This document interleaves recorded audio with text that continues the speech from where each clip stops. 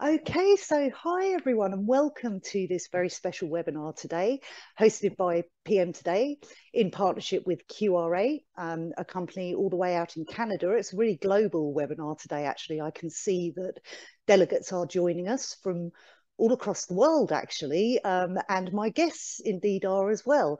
I'm joined today, I'm Amy Hatton, I'm the Associate Editor of PM Today, and I'm joined today by two very special guests, Jordan Kyriakidis, the founder and CEO of QRA, and Jordan's colleague, the lovely James Carr, who's the Director of Sales for QRA. And talking of being global, I believe you guys are out in Nova Scotia. Am I correct in thinking that?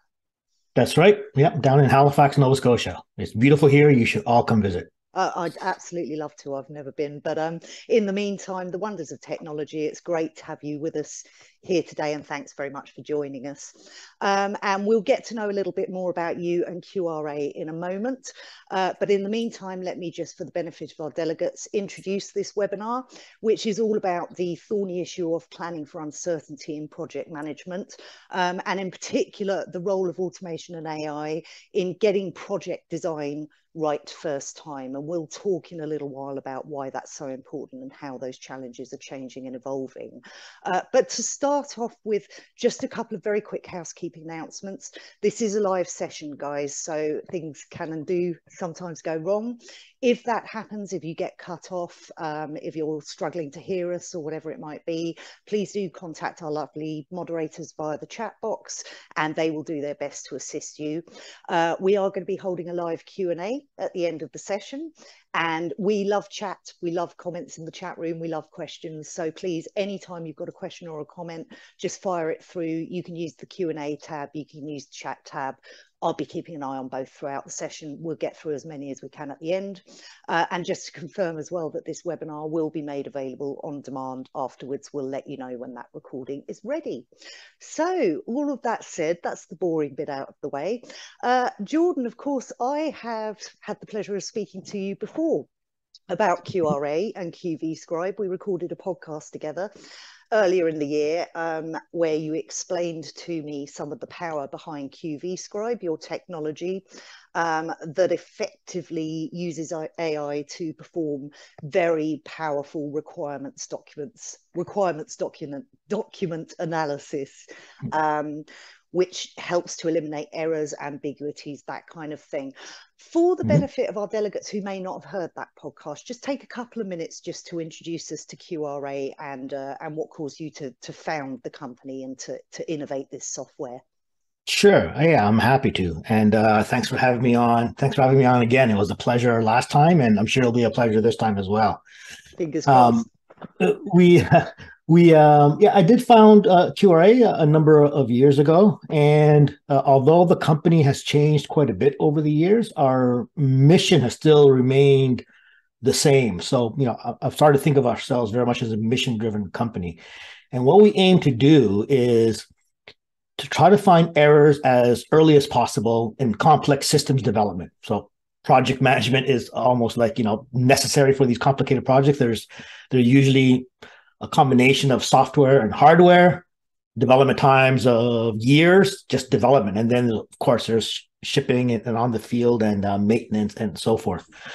And what we found is that errors enter the project development or product development, well, both actually, extremely early on, right? And the problem is that they're not detected until much later, right? And over the years, we've been moving earlier and earlier and earlier in the design process because we thought, okay, first to come into the design. Oh, not in the design, before the design. And now we're all the way back to the requirement stage where people are first formulating their intent of what it is they want to build, what behaviors the system should have. And already at that stage, many errors are injected into the system, but they're not detected till later. And so what we aim to do is find all these errors as early as possible and catch them right off the bat. And we have a software now, QV Scribe, that does just that. And I think it's really interesting what you're describing about about the evolution of understanding where it's important to get the project planning and the project requirements correct. And what I'm thinking around that is I've been editing PM Today for a good 10, 12 years now. And in that time, and even before that time, because the magazine has a 30-year history, and we've seen project management go from two guys in the IT room busy telling everyone why they can't do anything, through to the period of we're all accidental project managers now, and isn't project management so exciting? But actually, even up to a couple of years ago, I think it's fair to say that things like overruns, rework, project errors, things falling out of scope, projects going awry and failing completely was actually accepted as the norm. I don't know if you'd agree with that, but that's certainly what I've observed. Then we've seen the emergence of the PMO, the Project Management Office, who have started to bring a new visibility and maturity to the way in which people manage and run their projects. I would put it to you, Jordan, and I'd be interested to hear your view on this, that now, today, in 2022, we've come out of a pandemic. I don't know about you guys, but we're certainly seeing a lot of volatility here in the UK, economic uncertainty, socio-political uncertainty. I would put it to you that we're at a point now where we really can't afford the kind of rework and overruns that used to be acceptable parameters for project managers. And I'm wondering how you see that in terms of how QV Scribe fits into the project planning cycle. In other words, why is it so important to get those requirements documents right from the start? Really, does it matter if we get a couple of things wrong later on? Most of the time, yes, it does matter. Yeah. And so I agree with almost everything you said, Amy. Unfortunately, but I do agree with everything you said. Those two guys in the IT room are still there, but the whole PM office has been completely professionalized, right? And it has become really part of the business critical drivers of these organizations. That is absolutely and obviously true, I would say, right? That's not a controversial statement. And really, it's what's happening now, it's part of the general trend over the years, even before the pandemic, before all the chaos is happening all over the world. The trend of more complexity and pressure has been going on for decades and decades. But what's happened in the last few years with the pandemic and all the other social and economic crises happening in the world continue on going now, these are all accelerators. So they've basically taken issues that have already been present and have elevated them far greater than they ever have been before. And pressure is definitely the right word here of what product managers are facing today. I would say at the highest level, we have competition, and competition is more fierce than it ever was before because it's becoming more global. Right, another trend that's been accelerating for decades now. But because of competition, this puts now downward pressure on prices. And that threatens already slim margins. And so what companies do is they try to limit the downside by reducing the cost of it, right? And this means fewer resources, right? So in addition to that, having fewer, project managers have to do with fewer resources. They have fewer resources at their disposal. But in addition, customers are becoming a lot more educated, a lot more knowledgeable. So they're demanding more interactivity, more insight, more metrics, more control, right? And so, and this is all being enabled by new technologies that's being injected into these projects and products, right? And this new technology is, it's new, right? It needs to be learned, it needs to be understood, and there's more to do for the project project manager now. And so to deliver the same business outcomes, you have fewer resources due to price and margins, and you have more to manage due to new technology, right? So it is quite literally true that you have to do more with less, and that's only to deliver the same outcomes. Now, if you want greater outcomes, everything gets compounded now. So it really is a tough game today, for sure. And I think one of the things that I'd like to pick up on there is you talk about, you know, the squeeze on resources, the pressure to do more with less, and it makes me think about the challenges that I know a lot of our audience face as project professionals and PMOs in terms of managing. I'm thinking about resources, I'm thinking about interdependencies, I'm thinking about the sheer complexity of running projects and all of the interdependencies that exist between them. And again, I'm going to challenge you slightly, because in the title of this webinar, we've actually used the term right first time. And that, I gather, is what QV Scribe is designed to do, is to make sure that your requirements documents and your requirements scope is right first time. I'm just going to challenge that notion again a bit, because in my experience, the complexities of planning any kind of project, especially in this environment where things are so unpredictable, you can't predict external factors, certainly. Is there ever such a thing as right first time? And how can something like QV Scribe achieve that? And I don't know whether maybe, I think, James, at some point you might jump in and start to show us some examples of that as Jordan's talking. Can you really actually get it right first time with any requirements document? What if things change after the documents are produced, for example? Yeah, and so I think you're absolutely right. You can never get it right. Well, let me phrase it in a different way. You know, in a former life, I was a physics professor of quantum theory, right? And one famous physics saying is that things should be as simple as possible, but not simpler, right? And so one of the things that often happens is that people try to upfront specify all the details of the project, right? And that's not what right the first time means, right? That's just a fool's errand, because you don't know, so you pretend that you know and you make something up, right? So over specification is as big a problem as under specification, right?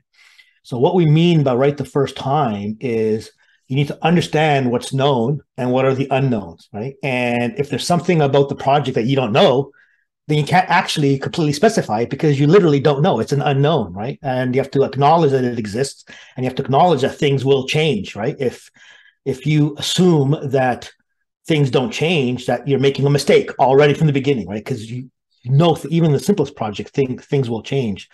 So getting right the first time does not mean specifying everything, all the details right up front, right? That is literally impossible. It means that the things that you do know, you should specify, and the things that you don't know, you should try to at least bound them and name them and recognize that these things will change, right?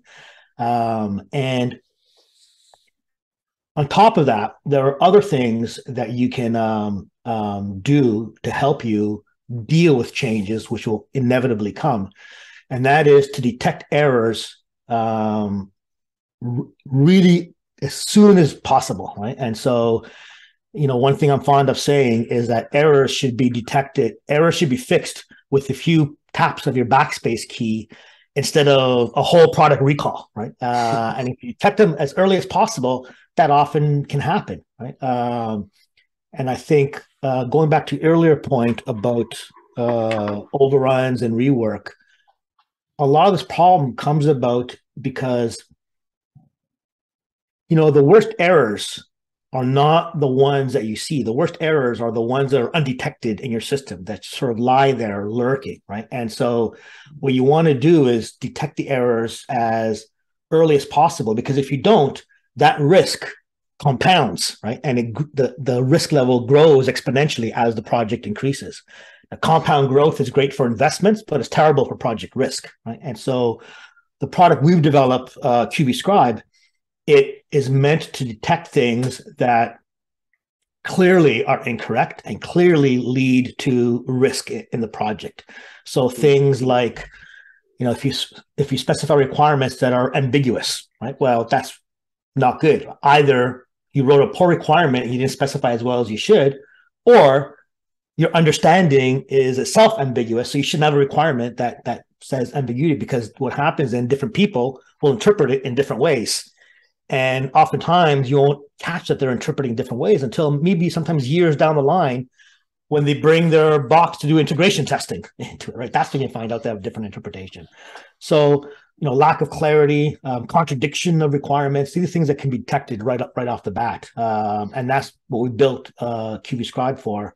And I think James has a bit of a demo ready just to show you how quickly some things can be detected. Right? It'd be great to have a look at that. And while you're calling that up, James, I'll just reflect back something for our delegates that Jordan said that I think is really, really important around the nature of hidden risk and around the nature of spotting risks early and dealing with them early. And I've seen so many projects, including ones that I've run, go awry, either because the risk hasn't been detected early enough or because the risk gets detected so late that everyone kind of panics about it and just kind of hopes it might go away at some point, and then you're getting yourself into a disastrous situation, not just actually from a cost benefit perspective, but from a cultural perspective and from a productivity perspective as well, because people are not equipped and empowered to do their jobs in a transparent and informed and proactive way. So I think that's a really important point to emphasize for our delegates is don't be scared of risks. Don't be scared of identifying these potential blockers and errors and misunderstandings as early as you possibly can. And I think, James, this is where you can come in and give us an idea of the kind of functionality QV Scribe has to help you do that. Yeah, absolutely. And there's a common misconception that we see and hear about is that early on in a project, when the requirements are still high level, we've collected the user needs and we know generally what the project is supposed to complete or what it's supposed to accomplish, is that at that level, it's okay to be ambiguous because, we're going to get into the details later and we'll sort that out.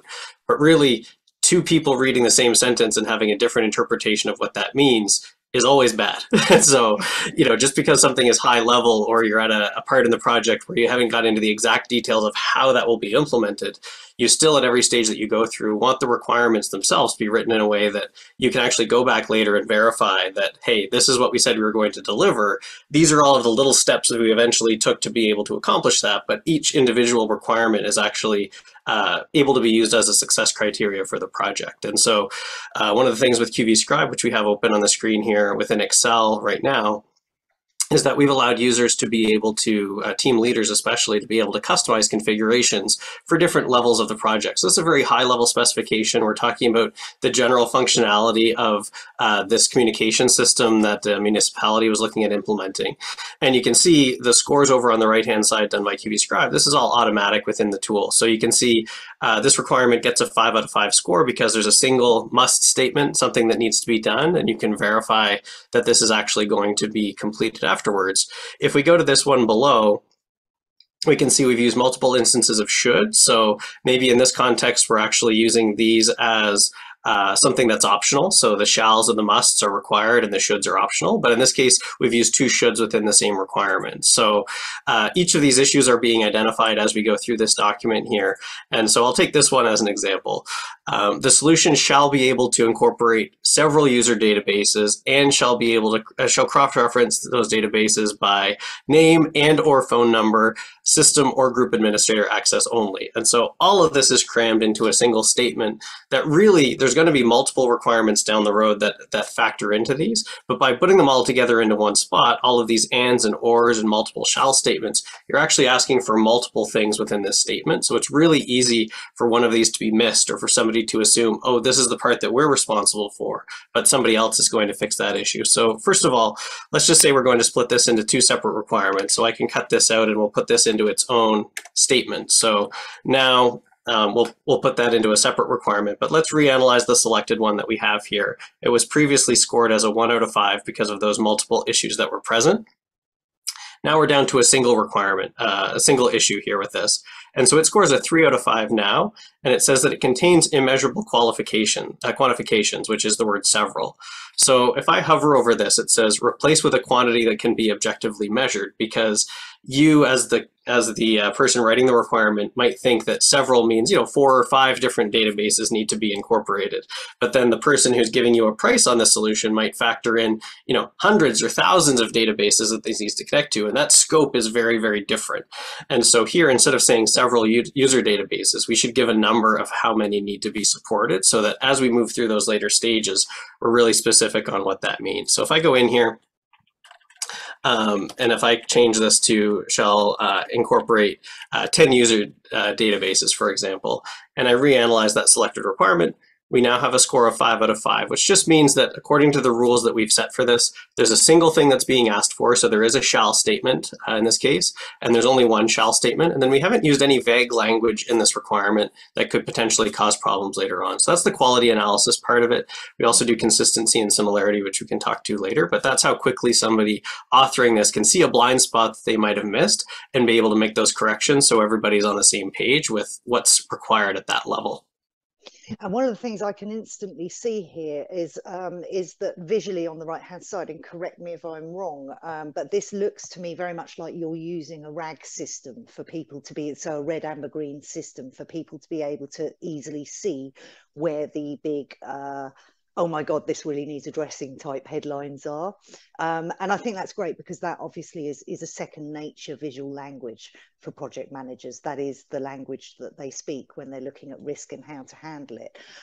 Let me ask you a potentially provocative question, James, and Jordan, you might like to weigh in on this as well. How deep does this go? So I'm assuming that this technology is very much based around AI and machine learning. Would I be right in thinking that that's sort of the power behind it, effectively, in layman's terms? Yeah, it is. It's natural language processing, specifically, right? It analyzes natural language, English in this case, right? So I suppose what I'm getting at is going back to the example you've just given. So you've used the term several. The technology has identified that that's an ambiguous term. It's advised you that you need to consider using a term that's more measurable and quantifiable. Presumably the system, as you've just demonstrated, then has the ability to discriminate between language that would be considered vague and language that would be considered absolutely specific. Would I be right in thinking there are very specific parameters around that in the way that you've programmed the technology? There are specific parameters. There are, some of them are, I mentioned language models or NLP. And so some of them are very specific rules, right? That, thou shalt do this and not do that. That if you violate these rules, then, you get dinged for it. Some are a bit more general, but this is all configurable. So the user, you may say, for example, pardon me, you may imagine that as a project is beginning, you may not want to be as fastidious in correcting all possible requirements right off the bat. But when you're getting ready to go into a build phase or to send the document out for bidders, well, then you want to have, be very, very clear about what is known and what is not known. So the tool has an ability for the users to configure themselves at different, in different ways, whether it's you start adding more checks as the project evolves and becomes more well-defined, or whether you have different gates that the project needs to pass through, and it's only when you meet all these check marks that you go to the next phase. You can configure it in multiple ways. So actually, although this is looking on the screen like a very simple, it looks like a spreadsheet, doesn't it? And you just mentioned that it integrates with Excel, and I gather that we can talk about that maybe during Q&A at the end, things like integration possibilities and that kind of thing. But actually what strikes me about it is it looks really simple. It looks like a spreadsheet, but actually we're talking here about really important issues. We're talking about issues of risk. We're talking about issues of stage gates. We're talking about issues of governance, and ensuring that projects are passed through the right cycles in the correct way with the right guardrails in place to protect them. And I think that's really, really important, isn't it? What's exciting to me is the notion that a project manager or a PMO or whoever is designing that project requirement, obviously they still have to put the document together, but it's the notion of the time and the cost that this can potentially save. Because I imagine going through a requirements document like this manually, as compared to running it through QV Scribe in the way that you've shown, is an incredibly lengthy and difficult process and still prone to human error. I mean, Jordan, would you say that's a fair statement to make about the software? Yeah, it is absolutely correct. It is, if you have a single requirement and you pit, you pit a human versus an automated system, and you say who's going to do better, right? It's going to be tough to beat the human, right? Because they have a vast, especially you mentioned review, very lengthy and laborious process they are. It's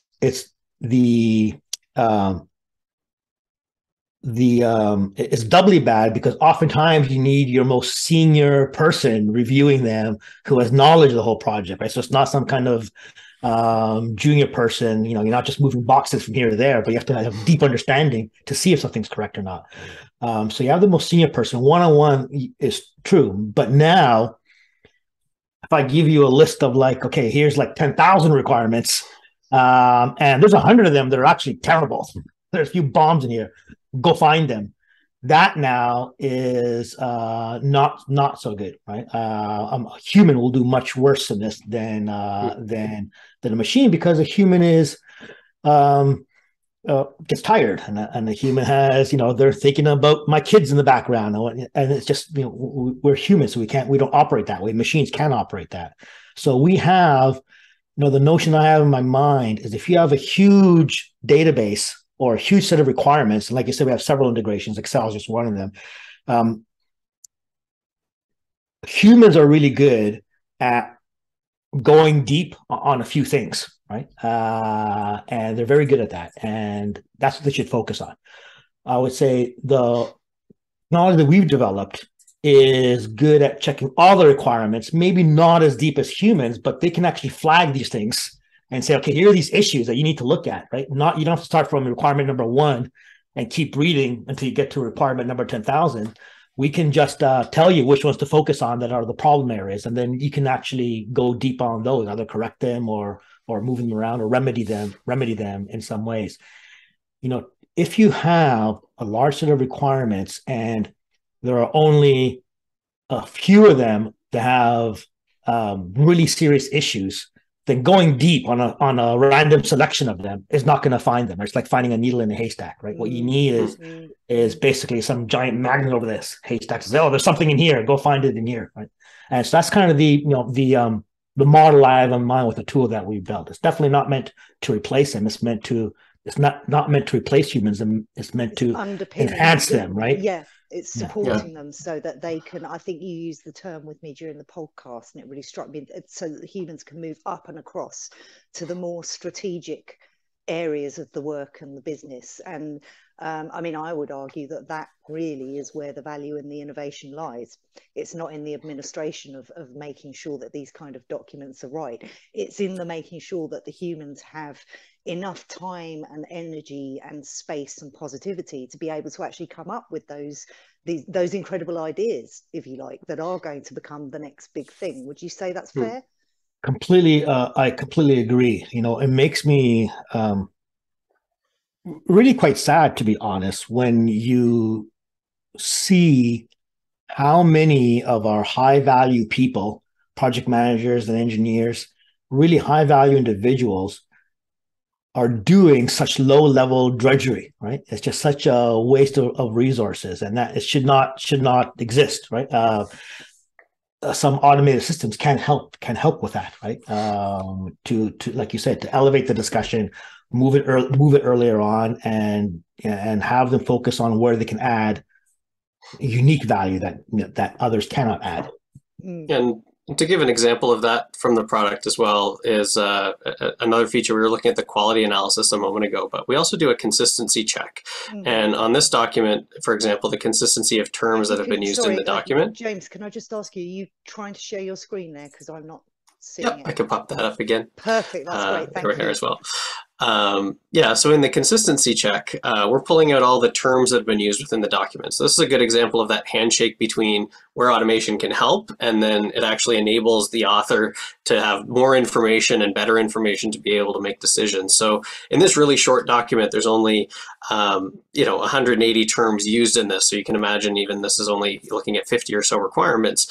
And we've used different terms synonymously. So in this one example, we've used solution and system, talking about the same thing, seems to be the same thing. We've used recipients and subscribers and citizens to all talk about people that are interacting with it.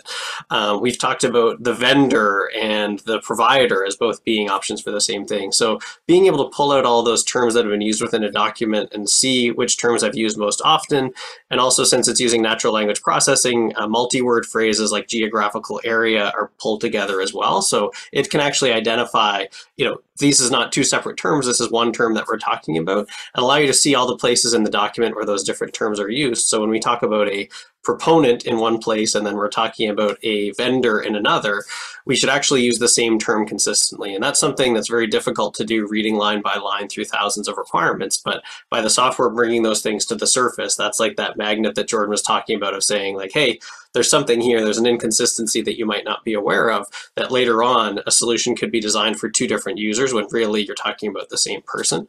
So those are kind of some of the practical examples of where the natural language processing piece can interface with the human working with it in a way that actually enhances their work and what they're doing. And please keep this up, James, because I'll ask you in a moment if you're able to show us just a few more features before we move to Q&A. But just to bring that point home for our readers, it's very easy to think, I think, from my own project management perspective, really does it matter? With two people have used two different words in a document. Jordan, when I interviewed you for the podcast, you told me a fantastic story to do with space exploration, I believe, where exactly that error occurred. And I just wondered if you might like to share that again for our readers here, because for me, it really brought to life how inconsistency of terminology, especially when you're dealing with a large supply chain and you're dealing with different contractors, possibly different cultures, different countries, all that kind of thing, how that can have disastrous consequences. Do you know the story that I'm referring to? Is it the one about the units, imperial versus metric? It is, yeah. So that is a well-known example. We use it quite often. And it was something that did happen. It was, it was an international kind of collaboration. They were launching a space vehicle into the solar system, Mars, I believe it was, and you can imagine for some of these huge projects that were going on, there's multiple contractors, a massive supply chain, and everything seemed to be working well. What ended up happening is that one group was using metric units, and another group was using imperial units. And when the spacecraft was in launch, getting close to its destination, where the final adjustments to go into orbit, they sent up commands from control to the spacecraft. The commands were just numbers being sent up, and the people sending the numbers up assumed it was in imperial units, and the spacecraft who was receiving those numbers assumed they were in metrics. And so, if you're assuming that something's kilometer, but it's actually it's miles, or vice versa, you'll go off in the wrong direction. Yeah. And what ended up happening is the spacecraft kind of veered and went off into deep space, and that was the end of it, right? Never to be seen again. So this tiny little error that was so easily correctable is, imagine now, and so I was like millions and millions of dollars, all these people's efforts have just gone wasted. Imagine now if they were writing the documents and, like you're seeing here, the units, and you have a little thing pops up and says, "Oh, you're doing it in imperial units. You convert to metric," and the user again just few taps of the backspace key, and you fix it, and it's all done, right? The error is caught as soon as it's inserted into it. Right? I think it's a really powerful story, and that's why I asked you to tell it, because I'm just thinking about that, thinking bad day for whoever was in charge of that project and didn't spot that. But just getting back to this for a moment, and James, thank you. You've been kind of illustrating that little story as Jordan's been telling it. Just before we move on to some questions, are there other features that you'd like to briefly run us through? So this is looking to me like I've got a Word document. I open my Word document. It's integrated with QV Scribe. It's all there right in front of me. I activate QV Scribe. QV Scribe analyzes the document within a normal Word interface that we're all perfectly used to. Am I right in thinking that? Yes, that's absolutely correct. And so we'll talk about the integrations a little bit more later on as well, perhaps. But the configurations we mentioned earlier, so this is a configuration that we've made for this particular document that we're working on. The tool ships with a default configuration that's based on best practices for requirement writing. It's from the INCOSE, International Council on Systems Engineering. And so we use that as a starting point, and then teams can customize those configurations. But what I wanted to point out there was that in today's environment, engineering teams are working in all sorts of different tools. And so our QV Scribe configurations, when an organization sets their particular rules, they could be accessing their requirements in a Word document one day, and it's exported to an Excel sheet the next, and then it's uploaded into a requirement management tool a few days later. We can analyze that document based on the same set of rules in each of those different environments. So if you have teams working on different projects in different spaces, we keep everybody on the same page by allowing those custom rules to be accessed no matter where they are, depending on what customer they're working with or what document the requirements are sent to them in. They can run this analysis for quality, consistency, and similarity, which is looking for duplication and potential contradiction in any of those different environments and get the exact same results. Just pop us over here so that our viewers can see these tabs here. And so very similar to what we showed in Excel previously, we have example requirements here. The score is listed between 1 and 5. This can be sorted and filtered by different issues. And so when you bring up a quality score for a requirement, exactly the same way as it was within Excel, the problematic language is highlighted directly on the document. And then you can actually go to that list to see which issues have been identified and hover over them for more feedback on what to do with that issue. So for example, this one contains optional open-ended clauses with the word etc. So it gives the instruction to replace that open-ended clause with the information that's being alluded to. Otherwise, when this moves on to the next phase, you're making assumptions that somebody will know what else you have in mind when you say controller, radar, etc., some other things. Be specific at that level of what needs to be included in that, so you can go back and test that this requirement has actually been met. And you'll also notice one other thing here is that there's a little orange indicator next to the quality score. That indicates a quality warning. In this case, the word any has been used in this requirement.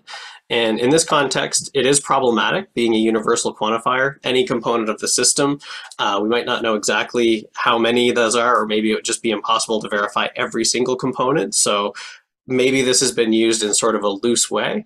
And so by identifying that kind of vague language in the requirement of using this open-ended clause or universal quantifier of saying any, it brings it to the user's attention, but there may be cases where that language is acceptable. And so we've accounted for that by using these quality warnings. It brings it to the user's attention, allows them to determine if it's appropriate in that situation. For example, if you're writing a requirement that says this will apply if any of the following conditions are true, and then you list 4 conditions, that's very clear what is meant by any, but in this case, any component of the system could be interpreted as being vague. So that's how the quality analysis works. It's a combination between things that we know are problematic, which is vague language and troublesome things in that way, and then these quality warnings, which will bring additional items to the user's attention that they can make a call on, but it's pinpointing those issues so that they can identify potential fixes for them. And from the user's point of view, what you're showing us actually in terms of time and labor is so incredibly quick and simple to fix these things, isn't it? That's really what strikes me is powerful principles but simple execution. Yeah, we really try to focus hard on making it as simple to use as possible. And by doing this analysis as early as possible, like right at the level of writing the requirements, all the errors, they have a relatively simple fix to them, right? And so some of them, I think you alluded to earlier, Amy, that some of these may seem like kind of almost innocuous, right? Like, what does it matter if I use user versus subscriber, right? It's pretty clear. The problem is that, and in fact, at this early stage, the differences actually are small. But the problem is this compounding effect. They start small now, but if they remain in the system, then the next day they go a little further apart, and they go a little further apart, and they go further apart. And before you know it, there are vastly different things in the implementation. And stories abound. We mentioned one with the spacecraft. There was another one that this government, I won't mention the name of the government. It is a Commonwealth government, so I'll narrow it a little bit. They ordered helicopters for their Navy.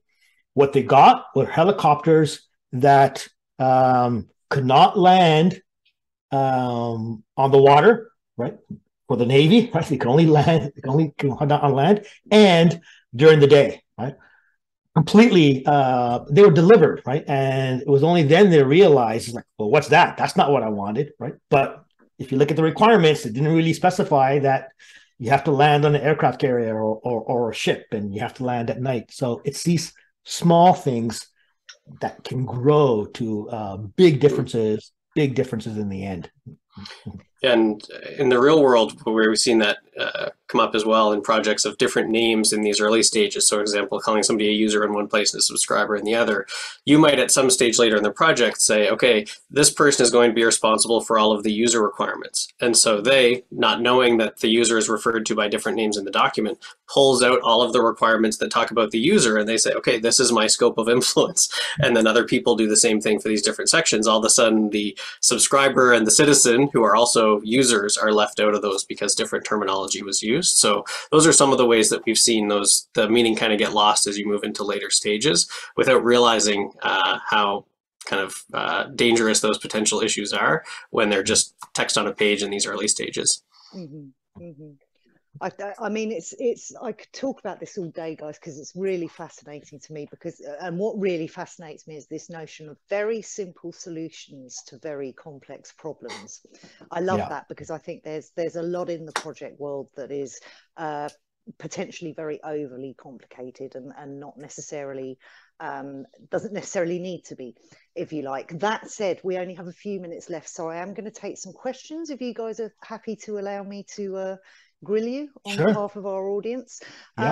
So we've got lots coming in. I think actually a couple came in earlier that I would say we've probably covered. So for instance, one of them, I'm not going to mention delegates' names just to protect confidentiality, but one of them comes from a delegate who's asking about scope creep and how you avoid it. Now, my feeling is we've kind of covered that in the last section, Jordan. It's about getting it right in the first place. But I would also just add to that very briefly to say the other thing you need to do to avoid scope creep is to make sure that you're culturally managing your stakeholders and your sponsors and your project requests coming in, and you are sticking to the line of the project that was originally designed.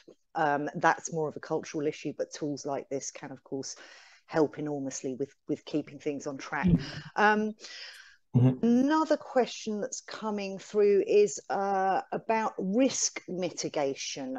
What steps and what role could software like this play in mitigating the risks of a project? Jordan, James, I don't know if there's anything you'd like to say or demo on that. Well, we can only say a few words on it. And so when you saw what James was showing previously, had every single requirement had a score of 1 to 5, and then the overall document also or the overall collection of requirements. If it's Word or Excel, it is a document, and some of these other tools, they're databases, so it's a module really more than a document. We can have an overall score. And essentially, when we came up with how we're going to score a requirement from 1 to 5, we had this idea of risk in mind, so that if a score is 1 out of 5, risk increases, and if it's 5 out of 5, the risk goes down. So it correlates directly. And so some of our customers, the way they use it, for example, they have a process where, like most companies, in the early stage, they have a requirements gathering phase and they write requirements, and then they have a review meeting to review the requirements, right? And if that goes well, then start design inputs, right? And start looking what are design inputs for the next stage. And so, they adopt a policy or a workflow where if you come to the review meeting, you can't have any requirements that are below a 3 out of 5, right? Or a 4 out of 5, or whatever, or whatever the organization wishes, right? And that becomes now a gate, because if you have a requirement that is written, any requirement is written like below, as 2 out of 5, then it means there's lack of clarity. It's ambiguous. The risk is high. Not a risk of the risk is not only of achieving what the requirement specifies, but even understanding what is being specified, right? And so that's one way risk can be mitigated early on. So people start focusing on what is their actual intent, right? Mm-hmm. Mm-hmm. And just looking at, there's so many coming through, and we've only got a couple of minutes left, so we're only going to be able to cover, I think, probably a couple more. But I think there's two here that I can kind of work into one question that I'll paraphrase, and this is around the brutal area of cutting things. So effectively, these two delegates between them are essentially asking about the role of technology like QV Scribe in a situation where you might have several desirable features within a product requirement, but you've only got the time and the budget to support one of them. Can technology like this help you make prioritization decisions, I suppose, is how I'd paraphrase the question. If time and budget are constrained, can technology like this help you decide what not to do as well as what to do? Yeah, it can help the human do that. If you fix a schedule and budget, then of course scope is the only thing that can move then, right? That's all you have left to play with. And what it can do is, you saw, it can't help you. It won't help you prioritize in terms of what's important for the business, but it can tell you what are the consequences of the choices that you make, right? And so you have two features, and you say, okay, I want to cut feature A. We're not going to deliver that. And then a tool like QScribe can tell you, okay, well, this feature is actually, through the term analysis, is actually connected to all these other components of the system. So if you want to cut this, it's actually going to be very expensive for you to cut it, because it's not just an easy snip, right? It's integrated into so many other parts of the system you want to build. Now you have to review all of those and actually redesign those parts of it. Way more difficult. But this other one, if you want to, even though you're thinking you want to cut budget and schedule, cutting this may actually be more expensive and cost you more to actually do it, to cut it out, because it's so well integrated. Whereas other feature, it's only connecting a few things. You can actually cut this out. So as a human, when you're prioritizing it, you can take these into account now and have that factor into your decision, so you don't have surprises later on. Yeah, it's coming back to that theory, isn't it, of the powerful software underpinning the human capacity to make those judgments and those decisions. I'm going to take one more just before we wrap up, because I think this is an important one. We've got a few people actually asking about what's involved in onboarding and asking about integration, James. Perhaps, James, if you could just take just a moment to touch on what people could expect if they decided they wanted to go down this road. Yeah, so we do use a floating license model, meaning we give access to the software to an organization, and then a certain number of people, depending on the number of licenses, can use the software simultaneously. We have these different integrations. So the Word and Excel ones we showed today. We also have a different user interface for browser-based requirement management tools. So the ones that we support today with direct integrations are Polarian, Doors Next by IBM, and JAMA. And so those are popular requirement management tools used to kind of sort, connect, approve, manage, reuse requirements in those spaces. And our analysis takes place entirely on the local workstation. information. So for data security, we're not sending information off to any external servers, anything like that. The requirements are analyzed right on the spot in any of those different versions of the software. And like I shared earlier, the configurations are available across those multiple tools. So Excel kind of acts as the catch-all. Any database that you're using or management tool that you have in place, you can export those requirements into an Excel sheet and analyze them there. But then we do have those direct integrations for popular tools that teams are using to manage their requirements as well. I'll also add one more thing. You mentioned the onboarding, and we have now, so the tool you saw is fairly simple to use. So people can get up and running really, really quickly. Oftentimes installing the tool is like it is the longest process, more than learning the tool.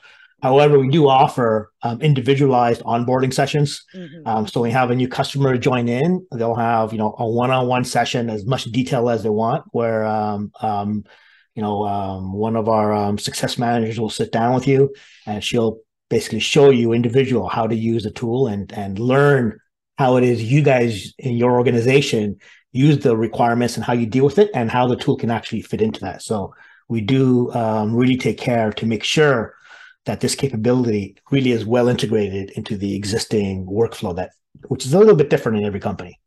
Sure, it is. Certainly is these days. Certainly is. On that note, I think I am going to have to say to the rest of our audience, I'm sorry, we don't have time for any more questions today. However, I am very happy to work with Jordan and James to follow up on those that look like they might perhaps need some individual attention. However, you can, of course, always go to QRA's website to find out more. I believe free demos are available. If memory serves, that's qracorp.com, so qracorp.com. Am I correct? Yep. That's correct.